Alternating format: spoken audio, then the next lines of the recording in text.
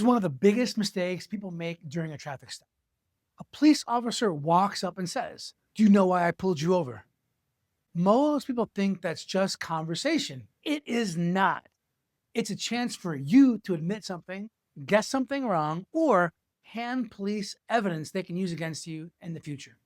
In this video, I'm going to give you the exact sentence to say. Instead, explain why that question is a trap and show you how to protect your rights without being disrespectful or escalating the situation. And stick around because I'm also going to show you the worst answers people give.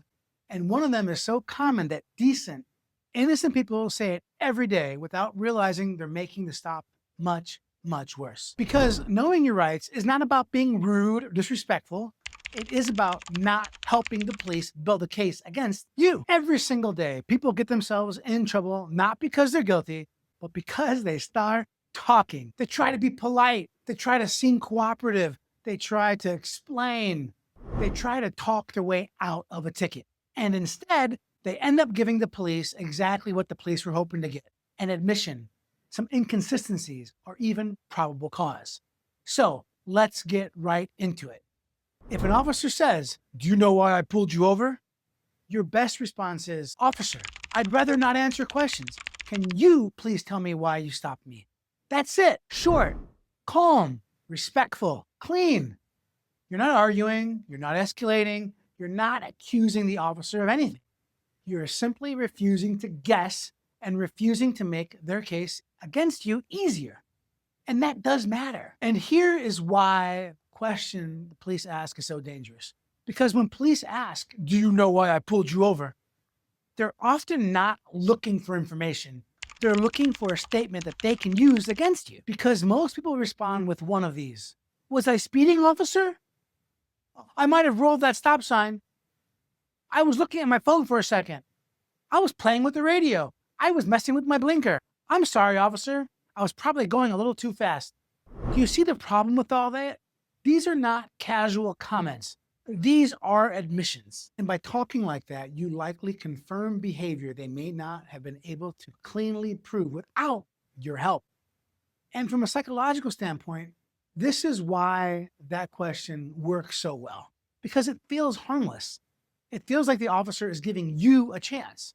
But a lot of times what they're really doing is inviting you to participate in your own case against you. You shouldn't do that. Don't participate in your own case against you. And most people do it because silence, well, it feels awkward. People hate awkward silence. People hate the tension that can exist when an authority figure is present. People want an authority figure, such as the officer, to like them. People want to look innocent. So people just start talking. And talking is where the danger begins. Because the biggest mistake people have is they start thinking, well, if I'm honest and friendly, maybe the officer is going to just let me go. Sometimes people do get lucky. Lots of comments. "Mark, I was making jokes and I got off." That's awesome. It does happen. I will admit. But as a general rule, that is not a strategy. You can't just count on getting lucky. That's not a strategy. That's hope. And hope's awesome, right? But it's not a strategy. Because once you admit you did something, you cannot pull it back. You cannot unsay, "I only had 2 beers. I was just checking my GPS. I know I was going a little bit too fast. I didn't realize my license was suspended. I was texting, but only for a second." You can't unsay those things. That's evidence against you. And that evidence can become the entire foundation for the stop. And innocent people do this all the time. I hate these comments "I have nothing to hide, Mark. I don't break the law," whatever. Supreme Court judges have said it's impossible for us to know every single law, and likely most of us have broken a law that would land them in jail for up to 1 year. I'm not saying it's you because you're special, but in general. So you don't have to be a criminal to accidentally say something damaging.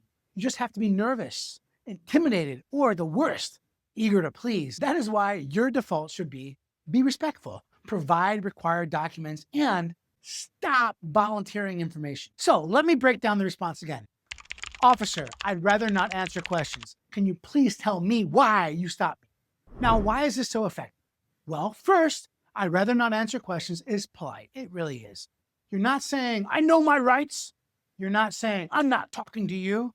You're not trying to win a dominance contest on the side of the road with the police officer, which you're going to lose if you try doing that. Second, "Can you please tell me why you stopped me?" puts the burden back where it belongs, on the officer. Now, there are a few states, notably California, where the officer does have to tell you why he stopped you.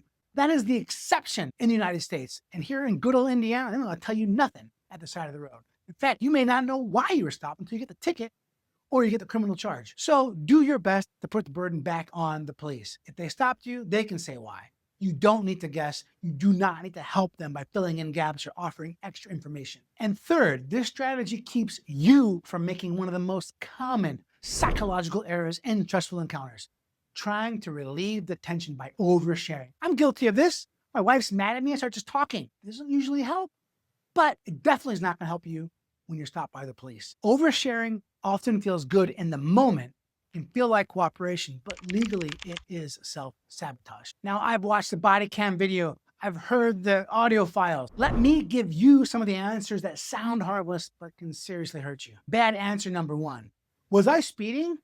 Well, technically it's a question, but guess what? The officer's going to say it's an admission, and he's going to say he heard it as an admission. Now you've introduced speeding as a reason for the stop. Bad answer number two: I know I'm sorry. People do this as the officer walks up. The officer doesn't even ask a question. I know I'm sorry. Sorry for what? You just implied guilt without even knowing what they are alleging. Bad answer number three: I was just going a little bit over, officer. Congratulations, you admitted to speeding. Bad answer number four: I was only looking for directions on my phone for a second.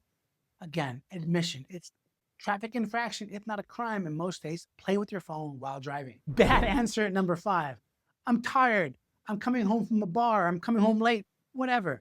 Don't do that to yourself. Don't establish where you're at. That only makes it easier for the officer to figure out what you might have done wrong, if anything. Now, here is a deeper psychological point.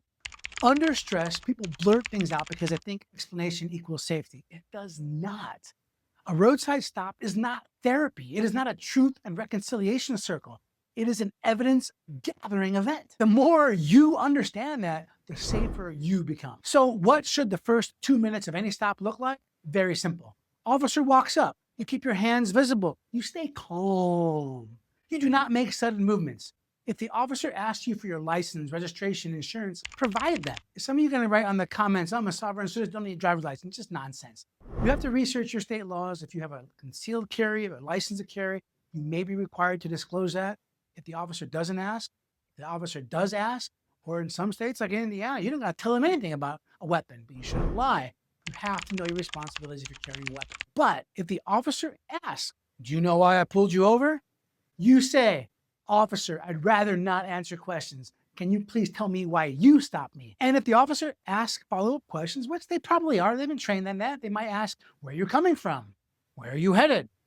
Have you had anything to drink? Why are you so nervous? Whose car is this? And then one of my favorites, you have anything illegal in the vehicle? Or even worse, anything I should know about in the vehicle? And they just kind of stop and stare at you. Just keep using a variation. I'm not going to be answering questions. Then stay quiet. You're not being rude. You're not being combative. You're just disciplined. You have to be ready for this because the officer might try different angles. He might be friendly. He might be joking. Some police officers are some of the funniest human beings I've ever met. I'm a defense attorney. I can admit that. They are funny. A lot of them are hilarious. Some officers are going to come across as concerned. I just want to make sure you get home safe tonight, sir. Isn't that fair? You don't want your family waiting up for you, do you? They sometimes come across as authoritative. I'm not answering questions. I'm in charge here, not you. You answer my question. You have to be ready for it. But no matter what angle the officer chooses, the mission is the same, trying to get you talking. You do not have to play police officer games. Now, let me be very clear about something. This is not a magic phrase that means the stop ends instantly. And this is not advice to ignore lawful orders. In the United States, you're going to have to provide a driver's license, insurance, registration if you are stopped by the police. You may have to tell them about firearms. If the officer gives you a lawful command, if the officer tells you to get out of the car, well, guess what? You're going to have to get out of the car even if you're a passenger. Please don't turn traffic stop, which is usually a ticket, into a resisting law enforcement case because you got your ego involved. The goal is not to win the interaction emotionally. The goal is to get through it safely without making the case worse. So stay calm, stay seated unless told otherwise. Do not lie, do not physically resist, and do not argue at the roadside like you are in a courtroom. The roadside is not the place to litigate. The roadside is a place to protect the record. Now, officers might press harder because sometimes officers don't like when people don't just start talking because they're so used to people just talking at the side of the road. So the officer may start getting a little aggressive. If you don't have anything to hide, why won't you answer? Only guilty people refuse to talk. I'm just trying to help you out. Why are you making this so difficult? This is your chance to explain. Don't take the bait. You can calmly repeat, I'm not going to be answering questions. And if they keep getting aggressive, if they keep repeating the same question, look them square in the eye and go to my little trusted favorite, I plead the fifth. That's business.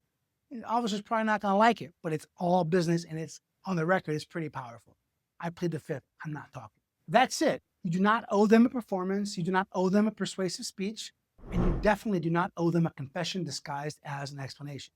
Remember, nervous people talk, disciplined people survive the stop better. So let's bring this home. If police ask, do you know why I pulled you over? Do not guess, do not explain, do not apologize, do not help build the case against you. Say this, officer, I'd rather not answer questions. Can you please tell me why you stopped me? Simple, respectful, protective, because your rights are usually not lost in some dramatic moment. They're lost one nervous sentence at a time. And the less you volunteer, well, the less they can use against you. So if you have watched this video this far, please like this video, subscribe, leave me a comment.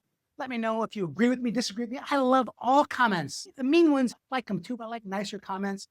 If you are interested in another topic, leave me that comment too. I would love to know what people that watch all the way to the end want to know about, and I'll do my best to make a video about it. Maybe not a 10-minute video, maybe a shorter video, but I'll do my best. I love comments. I seriously read them every morning. I don't read all of them. I try to read a lot in the morning, drink some coffee. If you have been arrested here in the great state of Indiana, give me and my team a call here at the Marc Lopez Law Firm. We will love to talk about your options. The number is 317-632-3642. But remember, most importantly, always plead the fifth.